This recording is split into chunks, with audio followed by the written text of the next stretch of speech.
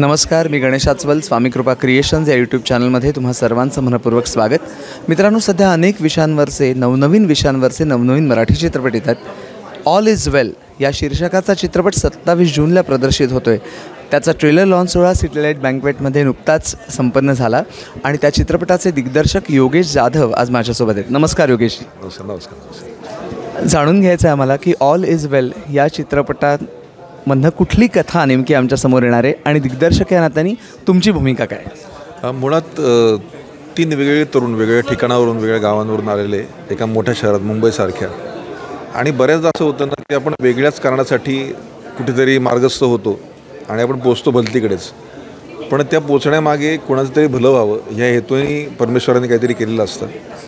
तसे तरुण त्या ठिकाणी पोचतात मुंबईमध्ये, आणि होतं असं की त्यांच्या मागे काही ससेमिरा लागतो, आणि तो एका डॉनचा आहे. म्हणजे एक जण आला आहे त्याच्या प्रेमासाठी, एक जण आला आहे ॲक्टिंग करायची आहे म्हणून ॲक्टर व्हायचं आहे म्हणून, एक जण आला काहीतरी भाई बनायचं आहे म्हणून, आणि तिघांची नावं आहेत अमर, अकबर, अँथनी. ती इव्हेंच्युअली आहेत, त्याचा डायरेक्टली काही सिनेमाशी संबंध नाही आहे, परंतु ते तिघजणं एकत्र आल्यानंतर ते ज्या घरात राहतात त्या घरावरती एका डॉनची नजर आहे, आणि तो डॉन काय करतो मग यांच्याबरोबर, अशी ती बेसिक गोष्ट आहे.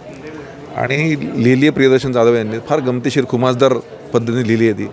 आणि सगळ्यात महत्त्वाची गोष्ट म्हणजे प्रत्येकजण फॅमिलीतला बसून बघू शकतो, हा USP आहे फिल्मचा. आणि नुसतं फॅमिलीमधले नाही तर संपूर्ण तरुणाई आजच्या डेटला कॉलेज गोईंग मुलं मुली आणि त्यांचा ग्रुप हा सिनेमा एकत्र बसून एन्जॉय करू शकतो, असा सिनेमा झालेला आहे.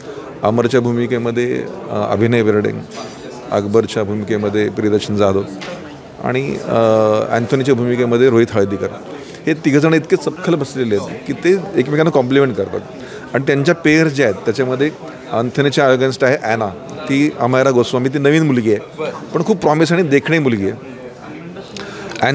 अकबरच्या बरोबर आहे ती तबस्सुम, ती कॉन्स्टेबल आहे, आणि ती कॉन्स्टेबल जरी असली तरीसुद्धा या फिल्ममध्ये खूप कॉन्ट्रीब्यूट करते. म्हणजे पुढच्या सगळ्या ज्या प्लॅन्स आहेत त्या भाईबरोबरच्या, ती पुढे कशी लीड करता येईल ते. आणि नक्षत्र नावाचं कॅरेक्टर आहे जे अमरच्या अगेन्स्ट आहे, म्हणजे अभिनय बेर्डेच्या.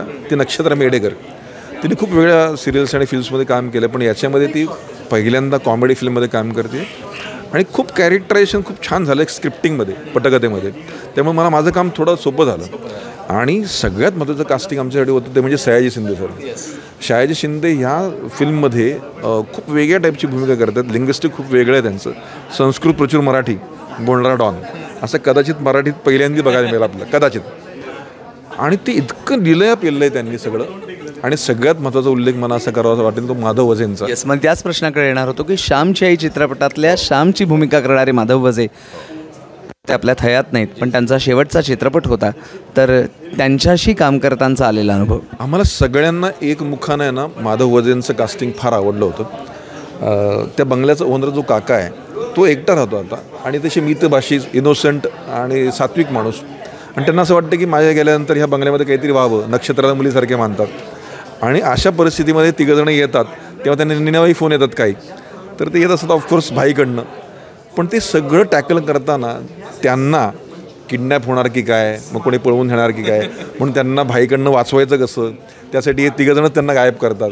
आणि त्या सगळ्या धावपळीमध्ये, पळापळीमध्ये घडणाऱ्या गमती, हा जरी सिनेमा असला तरी मला चांगलं आठवतं की माधव काकांना मी म्हणायचो की ते जे सगळे चेसिंग सिक्वेन्सेस आहेत किंवा अंडर कन्स्ट्रक्शन बिल्डिंगमध्ये त्यांना खांद्यावर घेऊन एकीकडे जायचं होतं, तर त्यांनी मी असं म्हणालो की मी डमी वापरू का किंवा काय. ते म्हटले योगेश कुठल्या शॉटला डमी वापरणार, मी तेवढं सक्षम आहे आणि माझी एनर्जी लेवल तेवढी चांगली आहे. At the age of 80 almost ते खूप एनर्जेटिक होते, डाऊन टू अर्थ होते.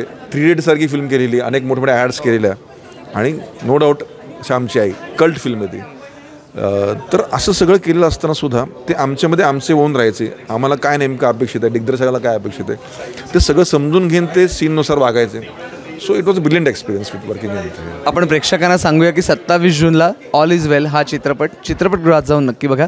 तुम्ही सुद्धा प्रेक्षकांना आवाहन. नमस्कार रसिक प्रेक्षक हो. 27 जूनला योगेश जाधव दिग्दर्शित, प्रियदर्शन जाधव लिखित आणि वाणीश्री फिल्म प्रोडक्शन निर्मित ही फिल्म तुमच्या भेटीला येते. धमाल कॉमेडी आहे, 2 तास फुल टाईमपास आहे. सहकुटुंब, सहपरिवार किंवा यंगस्टर्स बरोबर, सगळ्या यूथ बरोबर, ग्रुप्स बरोबर एकत्र पाहावी अशी ही फिल्म आहे. तर नक्की पहा 27 जूनला तुमच्या जवळच्या चित्रपटगृहात. All is well. थँक्यू. आणि हो, व्हिडिओला लाईक करा, शेअर करा, स्वामीकृपा क्रिएशन्सला सबस्क्राईब करा आणि असेच नवीन नवीन चित्रपटांचे, मालिकांचे, नाटकांचे अपडेट्स मिळवण्यासाठी तुम्हाला बघावं लागेल स्वामीकृपा क्रिएशन्स. धन्यवाद.